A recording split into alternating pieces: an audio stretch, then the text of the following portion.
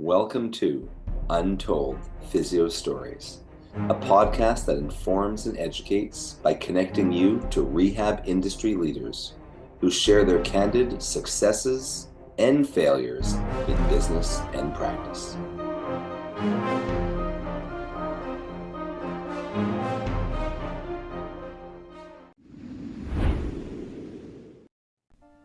This episode of Untold Physio Stories is sponsored by Edge Mobility System. Edge Mobility System is your online site for everything a PT, OT, DC, MT, ATC, or fitness pro would need. Get certified in blood flow restriction therapy or training online. Check out our full modern manual therapy seminars, ISTM toolkit, Edge suspension trainer, portable tables, and more. Untold Physio Stories listeners can save 10% by going to edgemobsys.com. That's edgemobsys.com/untold to save 10% off their first purchase. Edge Health and Tech Solutions. We do websites that work for you and give you an edge over the competition.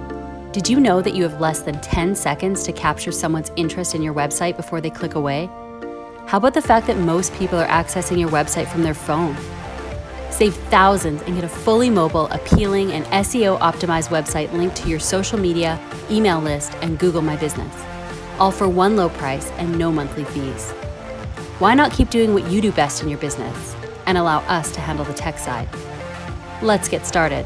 Find us at edgehealthandtech.com. Welcome back to Untold Physio Stories podcast. I'm your host, Dr. E, with Modern Manual Therapy, Edge Mobility System, and Modern Rehab Mastery, our 4-month online mentoring program. My co-host and faculty for Modern Patient Education and Modern Rehab Mastery, Dr. Andrew Rothschild, is not with me today. But today I have a very special guest, one of my mentees, Dr. Sarah Kiyani.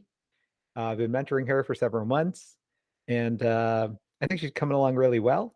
In today's podcast, she has a story and a case about a chronic pain patient.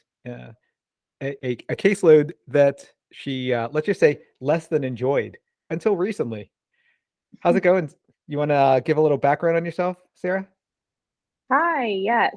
So my name's Dr. Kiyani. I am a public health ortho physical therapist, currently at Active Core Physical Therapy in Atlanta. And yeah, so obviously I'm more pelvic health ortho, and I don't get a lot of these kind of chronic pain patients because it's just pretty straightforward with my specialty. So when he came to me, this patient, I was a little bit taken aback because it was really not in my wheelhouse. So I consulted Erson about everything and kind of told him what was going on. But pretty much the patient came in and he went to multiple chiropractors, multiple, massage therapist, multiple physical therapists. So he was already through the ringer. So I'm thinking to myself, how am I going to get to him? Just like any, really with any patient, because he's already been to so many providers. And then, yeah, I spoke to Erson about him and was pretty much saying, I don't know how I'm going to get to him. He's very, very fear avoidant to a point where he doesn't want to bend down or extend because he is really worried about his disc herniation. He mentioned disc herniation at least 15 times in his subjective report. Times is a lot. I call that dropping the D-bomb in a history. Yeah. And, I was sitting there thinking, oh my gosh, how am I supposed to get these thought viruses out of his head? Because he was just so focused on healing this disc and, mentioned it to me multiple times. I need to heal my disc. I need to heal my disc. So what I did is after obviously consulting with you, we went through just like a couple PowerPoints and just giving statistics that, this is kind of a normal thing. and then also sending an educational ebook about it. And the patient was already really interested in learning all this stuff because, he was a Googler. He would just Google. He would text me in the morning and be like, do I have, spondylolisthesis or something like that? Like, could have this happened? He would research stuff and then he would freak out about it. And, I sent him this book. And then after he kind of came to that realization of, oh, this is not bad, it's almost like wrinkles in the spine, he started using that language more, and we started using that language more, where now eventually he's walking around, he's running, he went to a vacation somewhere, and just really great results without having to put him through the ringer or making his fear avoidance type situation worse. So yeah, I mean, now he's really great. He's really excited that he can do all these things, but it's just crazy because when he came into me, I was thinking, how am I gonna fix all this negative talk that he's been discussing in his brain? So that's my little story. Yeah, I think you did a great job with that. And I think, it's funny too, because you mentioned your wheelhouse, and we all have our wheelhouse and what we're comfortable with. When I think something like pelvic health, and you say, oh, this was a difficult case and not as straightforward as pelvic health, I would think pelvic health to me, it seems like many of them are centrally sensitized and they have a lot of chronic pain and they have a lot of maladaptive beliefs, and just the same as any other patient. And for other reasons, obviously, I wouldn't feel comfortable treating pelvic health, including a lack of training. But yeah, I mean, I would think the same thing about that caseload, right? But for you, it's just any other day, right? Just like how this lumbar patient for me was any other day. And I think the biggest message, if you're listening too, is that the term chronic pain, I think, is harsh. I think persistent pain sounds better, but it still doesn't sound much better. But whatever we think of as chronic pain or persistent or something being chronic, chronic we learn in school equals difficult. But many times it does, just because the duration of someone's complaints is lengthy does not mean that it won't be an easier case. Just like you can have acute pain and have it be a very difficult case. Chronicity doesn't mean difficult, doesn't mean centrally sensitized. It doesn't mean, fibromyalgia type difficult where they have lots of comorbidities, maladaptive beliefs. And, even though this guy had strong maladaptive beliefs, he also seemed to have a growth mindset and very willing to change. It's the patients that, just because you hit a home run, though, Sarah, I should tell you, you can still fail 100 times for the next 10 chronic, 100 chronic pain patients, and you had a home run with one, because even like David Butler and Laura Mosley and all those guys, we fail all the time because it tends to be a difficult caseload. But I am glad that for this one he responded very well.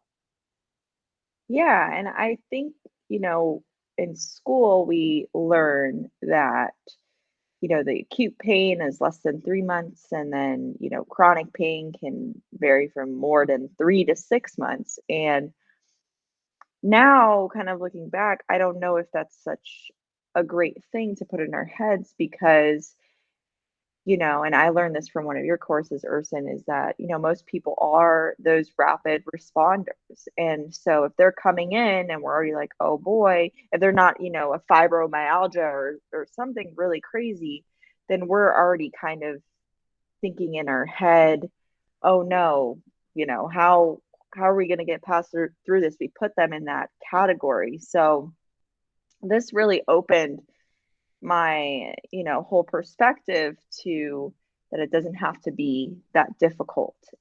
I mean, sometimes yes, it's going to be difficult, but we need to kind of also get that thought virus out of our heads too as clinicians. Right. Yeah, I know. I like to say in my system that someone is a rapid responder until proven otherwise, just like how, justice system, someone would be innocent until proven guilty. But I think we often think when we hear, like, as soon as someone says, "Oh yeah, I've had this for 6 months," or 10 years, or for you, for you, it'd be like 3 months and 1 day. Oh man, this is going to be hard. Because Yeah. they do, yeah. And it's funny. Until you said, I never thought of it as thought viruses in our own head, but we have our own thought viruses about certain patients and certain caseloads and diagnoses, right? Absolutely. All right, Sarah, thanks for coming on. Anywhere people can find you online? Yeah, thank you for having me. Yes, you can follow my Instagram. It is Dr. So Dr. Kiyani .dbt. And there I like to post my little niche is female athletes. So if you're wanting to learn more about female athletes and pelvic health and interventions and all types of things like that, you should come check me out. All right, thanks. Yeah, make Thank sure to you. leave a 5-star review wherever you listen to podcasts. And if you want to come on the podcast with a fun or interesting story or a big physio failure, just reach out to me online at Modern Manual Therapy, Instagram, Facebook, YouTube. Well, you can find me, Dr. E, at Modern Rehab Mastery. That's our new online mentoring program. It includes modern manual therapy, modern patient education, and modern strength training. It's 3 months with 3 mentors, so 1 month with each mentor, 4 weeks, tons of modules, lots of CEUs, learn at your own pace for a month, then move on. So go beyond the seminar. You also get chat room with your mentees and mentors and live Q&As every week. Check out all my products, Edge Mobility System. We have the new Edge ISTM toolbox that includes the Edge Mobility Star and the OG Edge Mobility tool, our Edge Restriction System BFR cuffs. That's part of Dr. Kyle Coffey's Modern Strength Training BFR certificate. I hope to see you at a live eclectic approach course soon. That's Modern Manual Therapy in US, Canada, and South America. And make sure to rate Untold Physio Stories 5 stars on Apple Podcasts. You could also subscribe on Google Podcasts, Stitcher, and Spotify. And as always, you guys have an awesome day.